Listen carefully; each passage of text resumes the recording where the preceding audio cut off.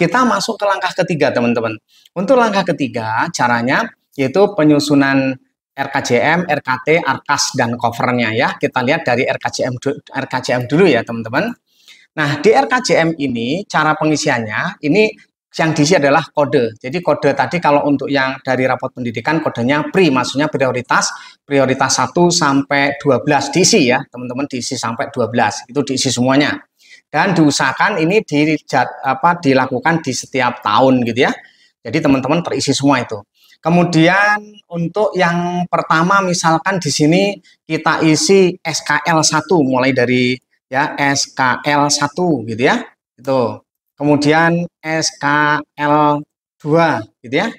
Kemudian SKL 3. Kalau misalkan masih banyak silahkan dilanjutkan begitu ya.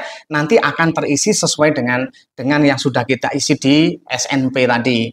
Kemudian setelah standar standar kompetensi lulusan, kemudian standar isi misalkan.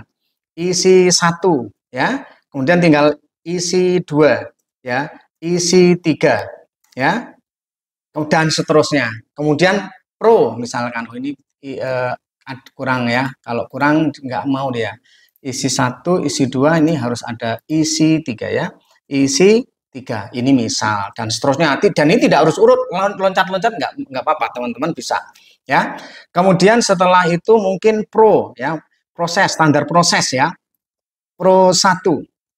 Kemudian pro 2. Pro 4 misalkan, itu nggak apa-apa ya, loncat juga nggak apa-apa. Nah, kemudian setelah pro misalkan nil, yaitu nilai, nil 1 ya, nil 2 misalkan ya, nil 5 misalkan, atau nil 3 nih, terserah deh ya.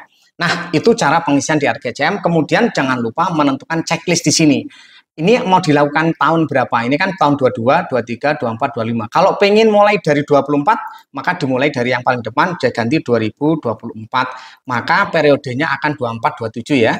Kalau mulai dari 2023, maka 24-nya di sini 25 dan 6, maka ini juga akan mengikuti.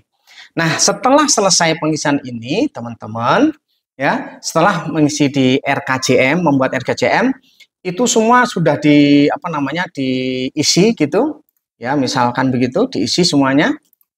Oke, kemudian jangan lupa difilter, teman-teman. Ini RKJM-nya ya, jangan lupa di sini di select all dulu, kemudian hilangkan baris kosong, terus oke.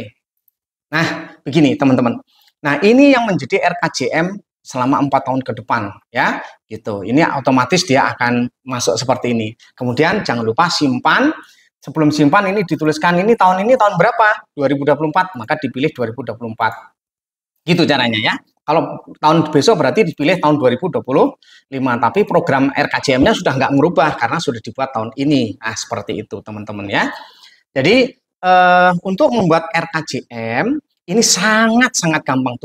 Tinggal menuliskan kode-kode saja yang sudah diisi dari standar dari prioritas dan SNP dari 8 standar tadi. Secara otomatis akan masuk semuanya di sini dan memudahkan kita. Kira-kira seperti itu.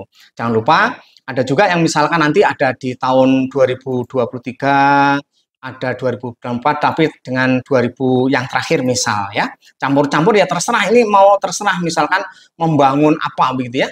Kalau misalkan perpustakaan membangun sekali kan nggak mungkin bangun lagi ya, cukup di tahun berapa diisi seperti itu. Nah, ini cara pengisiannya teman-teman ya.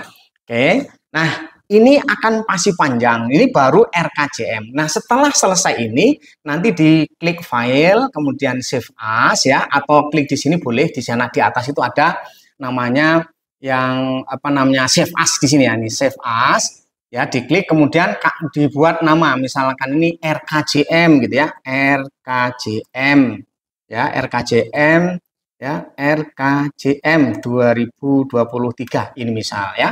Kemudian ini jadikan PDF, klik PDF, simpan, save, selesai. Itu nanti sebagai program Bapak Ibu yang akan dimasukkan di PMM. Itu cara membuat RKCM.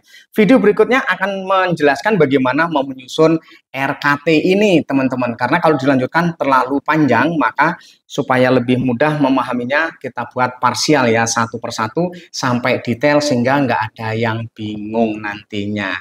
Sukses selalu, tetap semangat. Jangan lupa yang belum subscribe, sekali lagi subscribe dulu, dan kemudian ikuti video berikutnya.